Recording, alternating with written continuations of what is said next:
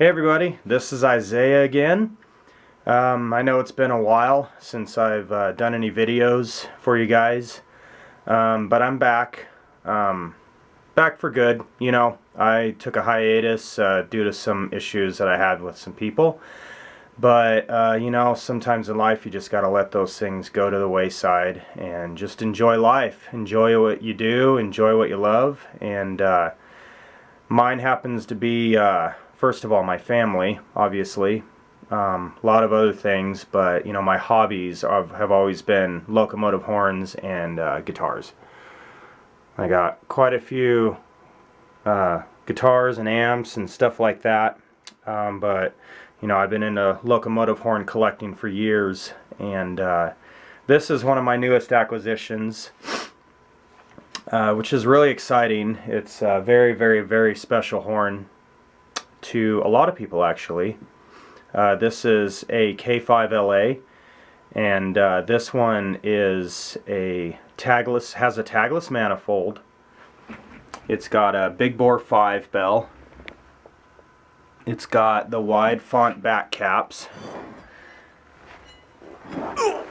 and it's heavy. Wide font back caps. It's early 80s, so this one you guys might recognize. This was a collector. He owned this horn. His name's Eric Miller. He has tons of horns, great videos, great sound recordings. You know, recordings that I could never do as well as he does, just because he has the setup to do, you know, a long video, long sound recording. Anyways, I don't, because I usually only have about 35 gallons of air. And he pretty much has endless air on that insane setup that he has. So this horn's really exciting. I was going to do an unboxing video, but packing peanuts drive me nuts, and I tried and it was a major fail. So I just took the horn out. I've had it a few days. I've done a couple things to it. I'll tell you about those. So the first thing I did was I added this port right here, because it makes it a lot easier for me to mount it on the setup that I have on my truck. So I plugged the bottom of this thing right here, the manifold, and then I put this, actually this older manifold has a 1/2-inch port on one side, and I can't remember what the other side is. It's a little bit smaller, but I believe this is originally how the locomotive horns are set up on Amtrak's.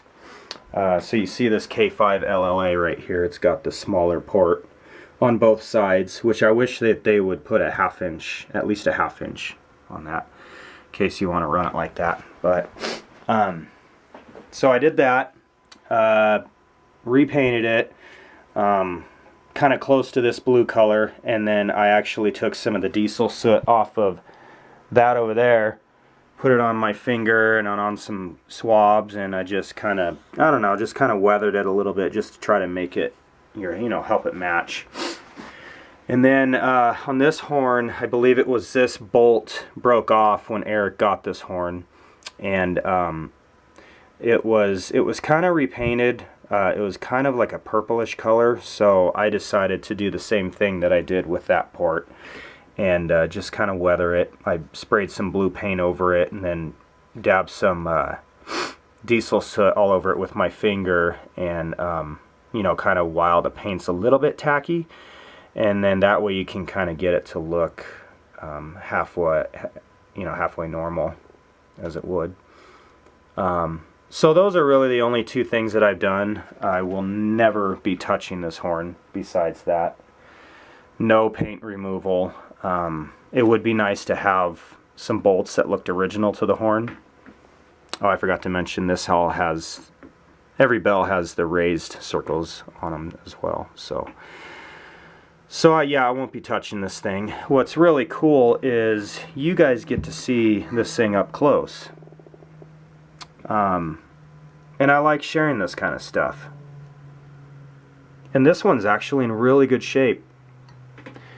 So this was a horn that Amtrak put up for sale on eBay. There was a handful of them, I believe. So this one, Eric believes, is off of Locomotive 902. I'm sure that he has connections that have maybe explained why it could be off of that locomotive. The letter that he got through eBay, through Amtrak, doesn't specify the locomotive, but you know, whatever. So I'll show that to you. I am going to block out his address just for his sake. So this is the certificate of authenticity from Amtrak. So basically stating that to Eric Miller, it is acknowledged that you purchase Amtrak AEM-7 K5la locomotive horn, Nathan Airchime, as memorabilia, one as eBay auction, and the number right there. And then it's got that right there. And then what's really cool is it has a stamp, an Amtrak stamp on the paper. So it's as official as it gets. So I'm really excited to have this horn. Very excited. It sounds incredible. It had a restrictor in it from the previous owner. I removed that. I'll see how it sounds. But it sounds incredible. I mean, what can I say? It's a early 80s K5la. Very musical, which is what I really like about it. So I'll just kind of show you. And a side note, some of you are saying, hey, why are those back caps in the wrong orientation? You should change those. Well, absolutely not, because in fact this is exactly how these back caps were installed on this horn. You may wonder how I know that. Every horn that I get that has been taken apart, that's original, you can actually match the paint from this part of the bell to the back cap. And the back caps match perfectly the way it is right now. So you can see everything matches, which is kind of strange. I mean, maybe, actually, I think, you guys correct me if I'm wrong, these horns were maybe bare aluminum when they were first installed, and then they repainted the locomotive, and you know, I don't know. Unfortunately, I'm not well versed in that. So anyways, yeah, real exciting. Pretty cool to see these things up close and personal. I mean, you see them on the locomotive, and there ain't no way in heck you're ever allowed to crawl up there and take pictures and do any kind of videos on them. So this is as real as it gets right here. And you guys who have the other K5las that came off of the AEM-7s, you know, it's a lucky group. It's pretty cool to actually have a letter of authenticity, which is very rare when you're buying horns. So, well, hope you enjoy this video.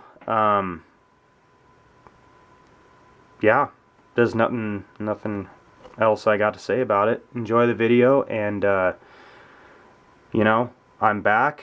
I'll always be here, just enjoying the hobby. You know, hopefully everybody just gets along and we can enjoy all these wonderful things together. So we'll get a sound recording up for you guys here soon. And if I misstated anything in this description, feel free to let me know. Let me know what you guys think. Oh, another thing, really quick, unmarked 3A and unmarked 4A, meaning there's no A stamps on these, but they do play the correct notes for a K5la. So, alright, well, there you go.